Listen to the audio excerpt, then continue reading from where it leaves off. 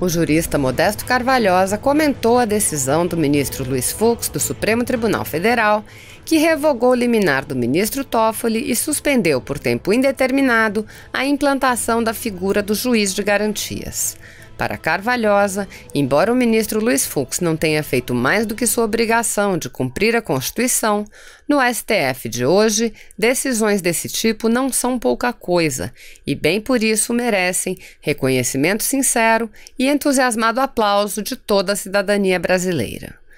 Ouça o texto de Modesto Carvalhosa. Ontem à noite, quando terminávamos de escrever o que seria a postagem de hoje sobre assunto diverso, fomos surpreendidos com a notícia de que o STF havia aplicado a Constituição. Sim, em verdadeira aula de direito processual e direito constitucional, o ministro Luiz Fux acabava de suspender por prazo indeterminado a eficácia dos dispositivos instituidores do juiz de garantias.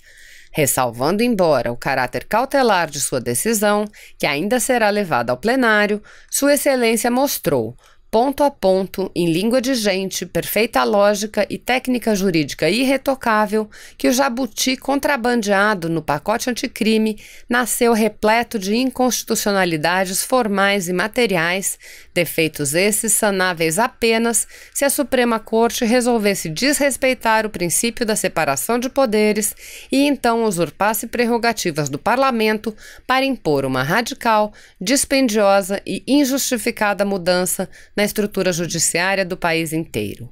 A rigor, portanto, o eminente professor Luiz Fux não fez mais do que cumprir seu dever de aplicar a Constituição. Sem dúvida.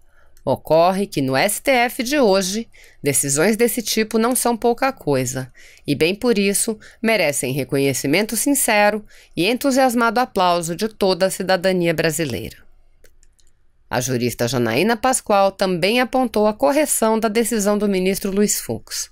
Janaína disse: o ministro Fux trouxe 2 argumentos bem consistentes para suspender, sem prazo determinado, a aplicação do juiz de garantia. Sob o aspecto formal, o ministro apontou ser a norma mista, por versar sobre processo penal e também sobre a organização judiciária. As leis que versam sobre a organização judiciária são de competência originária do Judiciário. Em termos materiais, o ministro lembrou que os países em que vigora o juiz de garantias não separam com clareza o papel do Ministério Público e do Poder Judiciário. No Brasil, a separação é total. Em outras palavras, o Instituto faz sentido em outros ordenamentos, mas não aqui. Salvo melhor juízo, o plenário, sob o ponto de vista técnico, deveria manter a decisão do ministro. A norma em análise é formalmente e materialmente inconstitucional. A Associação MP Pró Sociedade, que reúne membros do Ministério Público de perfil conservador, afirmou: o MP Pró Sociedade entende que a decisão do ministro Fux de suspender por tempo ilimitado a figura do juiz das garantias, absurdamente e inconstitucionalmente criada pelo Congresso Nacional, atende aos mais valorosos anseios da sociedade. A associação já tinha feito um pedido para ser ouvida pelo Supremo Tribunal Federal nas ações que questionam a criação do juiz de garantias. No dia 17 de janeiro, o MP Pró Sociedade protocolou um pedido de intervenção como amicus curiae nas ações que requerem no STF a declaração de inconstitucionalidade da figura do juiz de garantias. Os procuradores e promotores afirmaram: confiamos que essa barbaridade será afastada da praxis brasileira. O ministro da Justiça e Segurança Pública, Sérgio Moro, manifestou-se pelas redes sociais sobre a decisão do ministro Luiz Fux, do STF, que suspendeu por tempo indeterminado a implantação da figura do juiz de garantias. Moro disse: sempre disse que era, com todo respeito, contra a introdução do juiz de garantias no projeto anticrime. Cumpre, portanto, elogiar a decisão do ministro Fux, suspendendo no ponto a Lei 13.964 de 2019. Não se trata simplesmente de ser contra ou a favor do juiz de garantias. Uma mudança estrutural da justiça brasileira demanda grande estudo e reflexão. Não pode ser feita de inopino. Complicado ainda exigir que o judiciário corrija omissões ou imperfeições de texto recém-aprovado como se fosse legislador positivo.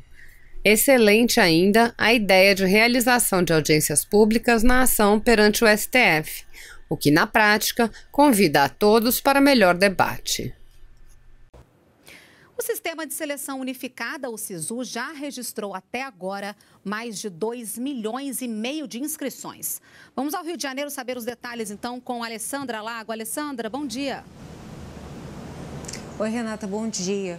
Esse número de mais de 2,5 milhões de inscrições foi atualizado no final da noite de ontem pelo ministro da Educação, Abraham Weintraub.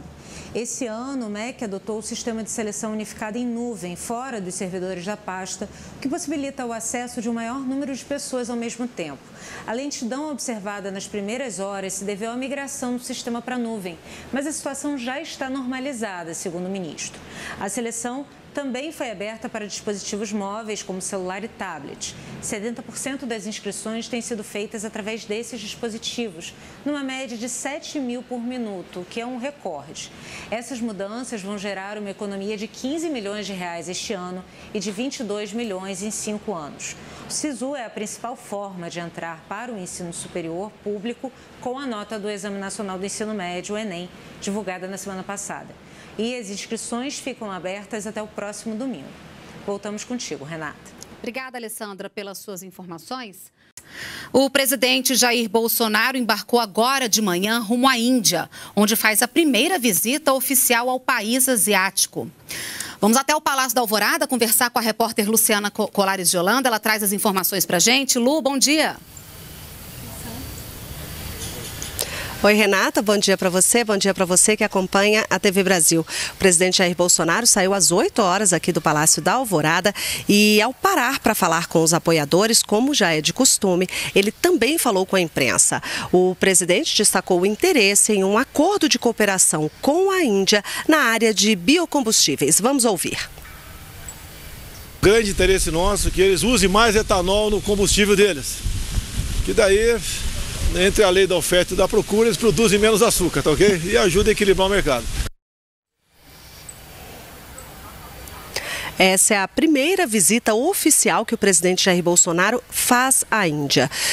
Os ministros da Agricultura, Tereza Cristina, e de Minas e Energia, Bento Albuquerque, já estão lá e já postaram também nas redes sociais alguns compromissos que tiveram no país asiático. E olha, ainda há espaço para fortalecer as relações comerciais entre o Brasil e a Índia. O país é apenas o 4º parceiro do Brasil na Ásia e aumentar os negócios entre os dois países está entre os principais objetivos dessa visita do presidente Jair Bolsonaro.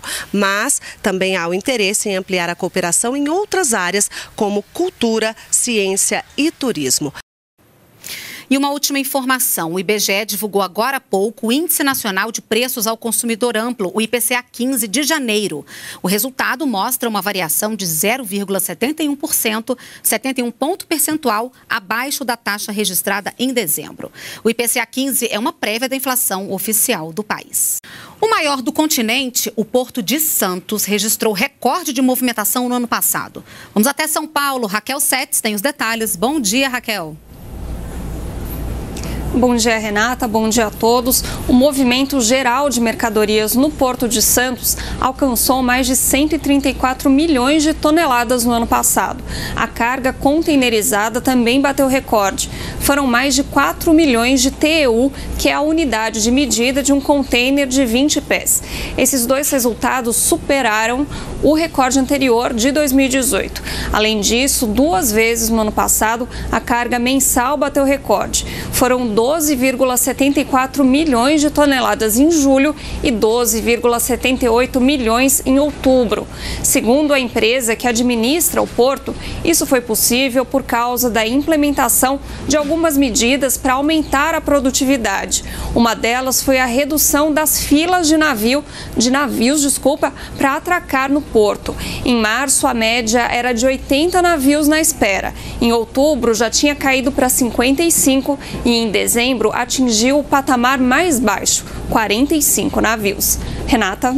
Obrigada, Raquel, pelas suas informações ao vivo, direto de São Paulo. Se você apoia Jair Bolsonaro, curta este vídeo. Manifeste a sua opinião e compartilhe para que a vontade do povo brasileiro seja conhecida. Inscreva-se no canal para ter acesso gratuito ao nosso conteúdo. Uma produção Folha Política.